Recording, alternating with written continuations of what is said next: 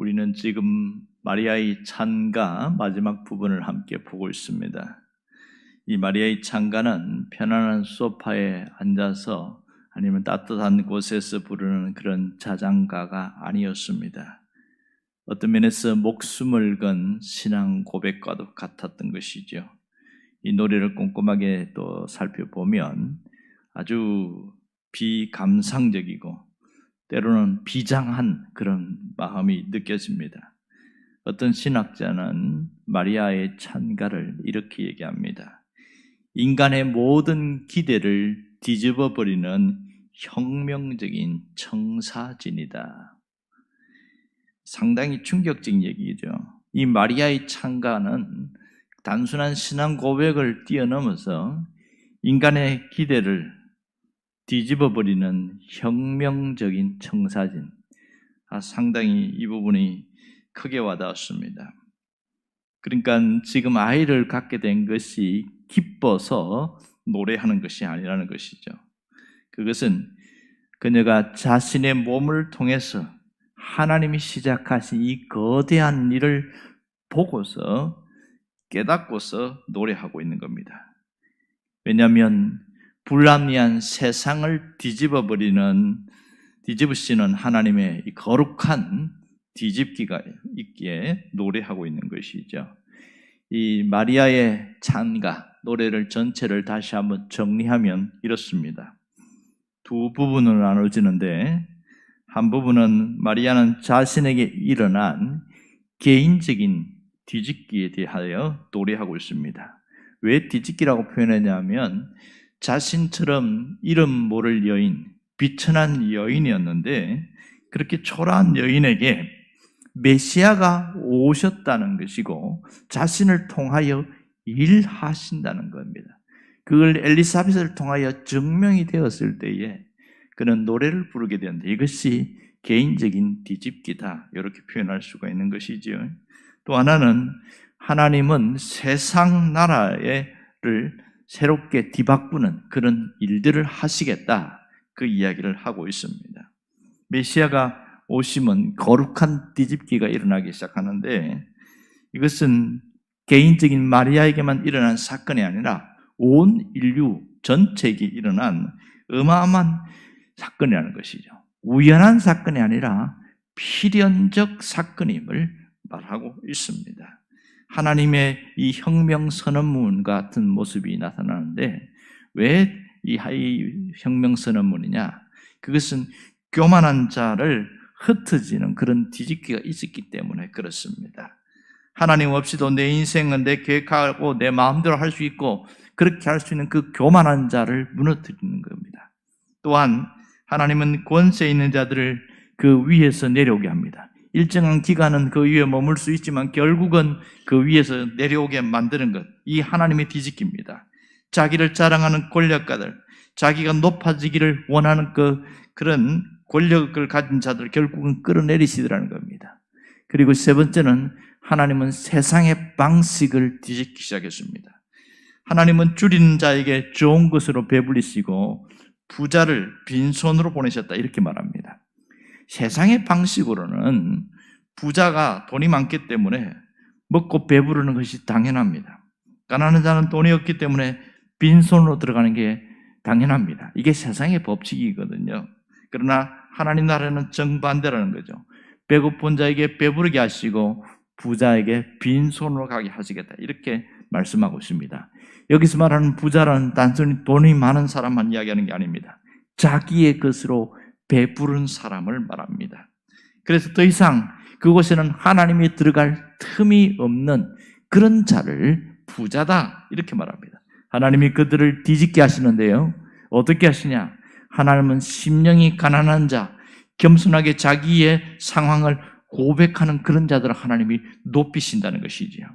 저는 아무것도 가진 것이 없고 선한 것이 없고 죄인이라고 고백하는 자에게 은혜를 베푸시고 그들을 통해서 하나님이 모든 일을 해나가시더라는 겁니다. 이게 하나님이 뒤집기라는 것을 알 수 있습니다. 그리고 이어지는 것이 54절입니다. 거기 보면 그 종 이스라엘을 도우사 이렇게 말했습니다. 하나님이 이스라엘을 도우신다고 이야기합니다. 이제는 초점이 이스라엘에게로 향하고 있습니다. 하나님이 무엇으로 도우신다는 것입니까? 어떻게 도우신다는 거예요? 하나님의 도우셨다는 것을 무엇을, 이 도우셨다는 것은 도대체 무엇을 말하고 있는가? 이것은 하나님이 위대한 역전 드라마를 시작하시겠다, 그런 뜻입니다. 하나님이 메시아를 보내심으로 하나님의 방법으로 역전 드라마를 쓰시겠다. 이것이 하나님의 도우심입니다. 하나님이 역전 드라마를 어떻게 쓰신다는 겁니까? 그것은 오래된 언약을 성취하는 것으로 그렇게 일하시겠다는 거예요. 그래서 마리아는 하나님께서 이스라엘에게 행하신 그 일을 찬양하고 있습니다. 54절과 55절에 그 얘기가 나오고 있는 것이죠. 하나님 어떻게 도우시냐? 긍휼히 여기셔서 기억하신다고 그랬습니다. 긍휼히 여겨서 그들의 고통과 그들의 어려움을 외면하지 않고 불쌍하게 생각하신다는 거예요. 그리고 기억하신다, 이렇게 말합니다. 여기서 기억한다는 말은 하나님이 결코 잊지 않으신다, 이런 뜻입니다. 단 한순간도 하나님의 백성을 잊은 적이 없다는 거예요. 때로는 하나님의 침묵하는 것 같아 보이지만 결국 하나님의 구원은 묵묵히 이루어 가셨다는 것을 이야기하고 있습니다. 이것을 마리아는 깨닫고 있는 것이죠. 자신에게 일어난 기적, 앞으로 일어날 세상의 뒤집기가 이미 2000년 전에 주어졌던 하나님의 약속을 통해서 그것이 성취된 것을 보고 있는 겁니다. 이스라엘 역사를 가만히 보면 말라기 이후에는 어떠한 하나님의 말씀도 들리지 않았습니다. 예언자도 없었습니다. 400년이라는 긴 시간 동안 하나님이 침묵하신 것 같았어요. 하나님의 약속은 잊혀진 것 같았습니다. 로마의 압제에 신음하고 있고 고통을 당하고 있는데 하나님이 우리를 버리셨구나, 모두가 그렇게 생각하고 있었습니다. 그러나 하나님은 단 한순간도 자기 백성을 버린 적이 없으셨습니다. 하나님은 그 약속을 이루시되 세상이 말하는 화려한 정복자의 방식으로 이루신 것이 아니라 하나님 나라는 가장 조용하면서 한 여인을 통해서 거룩한 뒤집기를 시작하셨다는 것을 말하고 있습니다. 그러니까 하나님이 가장 높은 보좌를 버리시고 가장 비천한 자리, 그것도 말구유라는 가장 낮은 자리로 내려오시다는 겁니다. 이 하나님의 거룩한 뒤집기가 어디에서 완성되어집니까? 결국은 사람들이 외면하고 무시하고 끔찍하게 생각하는 십자가라는 자리를 통해서 완성이 되어진 걸 알 수 있습니다. 여러분, 예수님의 생애를 보십시오.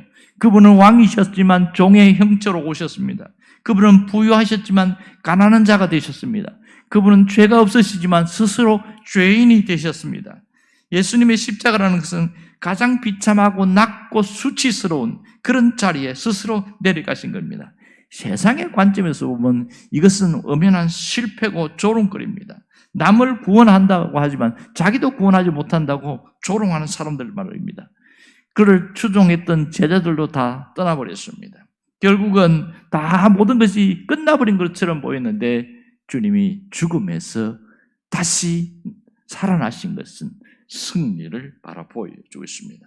이것이 세상에서 가장 놀라운 역사적 뒤집기라는 것을 알 수 있습니다. 하나님은 십자가의 죽음을 통해서 사망 권세를 깨뜨리시고 그 사망을 생명으로 바꾸셨습니다. 우리가 받아야 될 저주를 예수님이 대신 받으심으로써 영원한 복을 누리도록 하셨다는 것이죠. 가장 약해 보이는 그 십자가가 사실은 가장 강력한 하나님의 능력이라는 것이죠.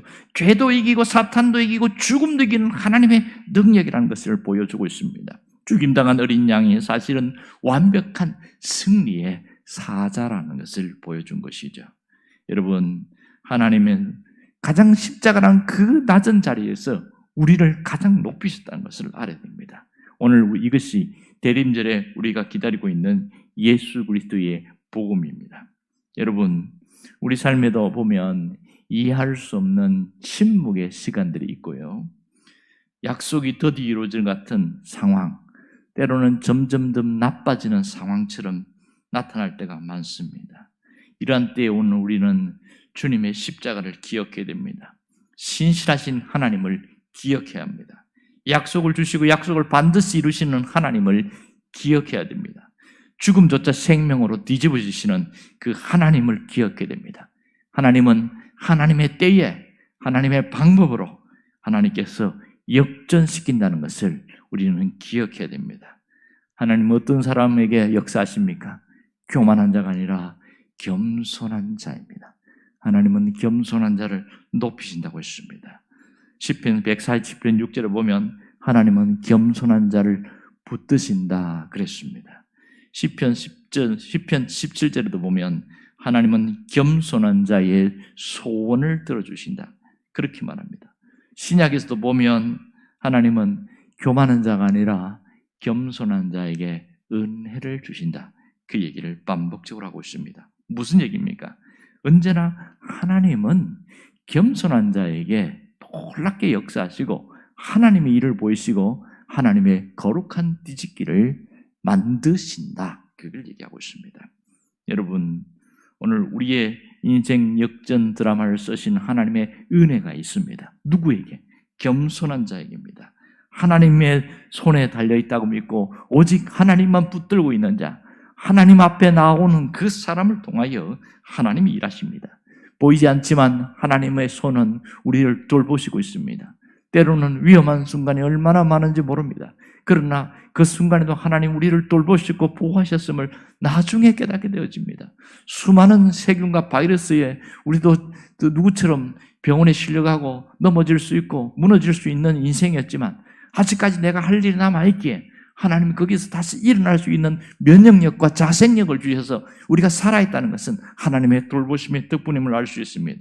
여러분, 우리가 대림절을 시작하면서 마리아의 노래를 함께 부를 수 있기를 원합니다. 세상의 성공과 자랑으로 높아지는 것이 아니라 십자가 앞에서 철저히 낮아지는 그 낮아짐이 우리 안에 있기를 원합니다.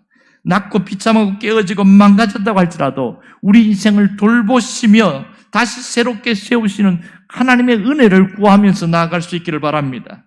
이런 복된 은혜를 누리고 자는 반드시 반전의 드라마를 일으키신다는 것을 우리가 잊지 않아야 됩니다.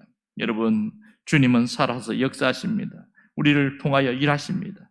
슬픔을 찬송으로 바꾸시고 절망을 소망으로 바꾸시는 거룩한 뒤집기를 하고 있습니다. 그러므로 우리의 입술에서 이 구원을 노래하는, 기쁨을 노래하는 하나님을 드러내는 그 찬양이 끊어지지 않는다면 우리의 삶은 놀랍게 역사하십니다. 별거 아닌 것처럼 보이지만 내 안에서 입술에 찬양이 나오고 중얼중얼하는 기도가 나오고 한다면 하나님은 그 속에서 역사하심을 놓치지 않아야 됩니다. 여러분, 매일매일 와서 기도하는 거 쉬운 일 아닙니다. 남들처럼 다 쉬고 싶고 자고 싶은 그 시간이지만 그 새벽을 깨워서 나오는 그 자체가 벌써 하나님의 반전 드라마, 거룩한 뒤집기를 하고 있다는 놀라운 증거라는 것을 알아야 됩니다. 그러므로 힘들지만 이 시간이 얼마나 귀한지 모릅니다. 하나님이 일하시는 시간이고 하나님 우리와 가까이 오시는 시간이고 우리에게 친밀하게 함께 하시는 시간이기 때문에 그렇습니다. 그러므로 나에게 다시 기회 주시고 다시 생명 주신 그 하나님 앞에 이 대림절을 준비하면서 나에게도 마리아의 찬가, 마리아의 노래가 입술의 고백이 있기를 원합니다. 그런 기도가 있기를 간절히 바랍니다. 기도하겠습니다.